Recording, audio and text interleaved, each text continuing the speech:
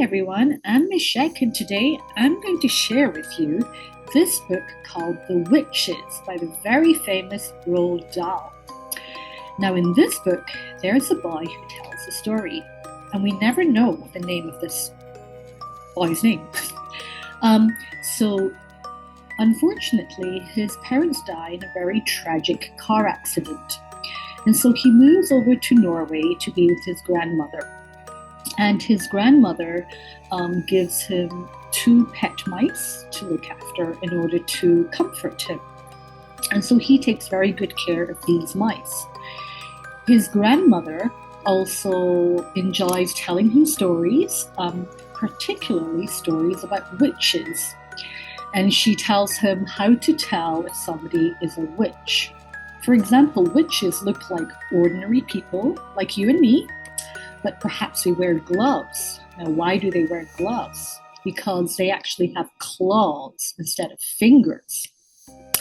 And most of them are bald.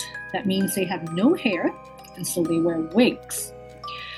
So he is fascinated by the story of the witches.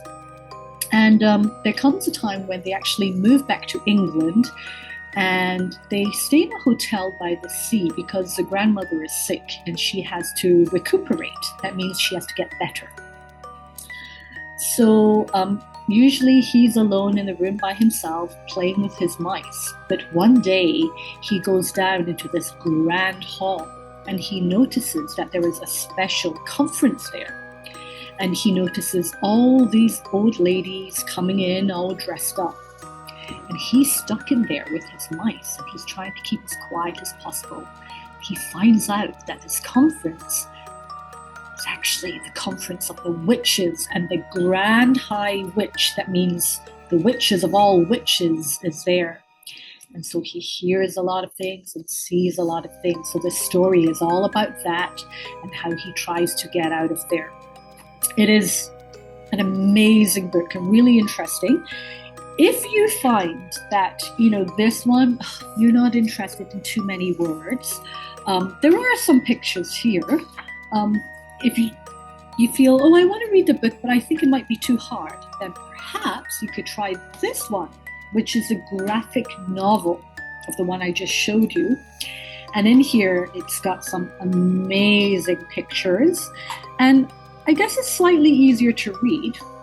If you look here, this tells you all how you can identify a witch. So perhaps, if you're interested, you could borrow this from the library first, and then once you've read this and looked at all the pictures, then maybe, you want to try and read the actual novel itself. But I highly recommend this book to you if you want to read something interesting. Thank you.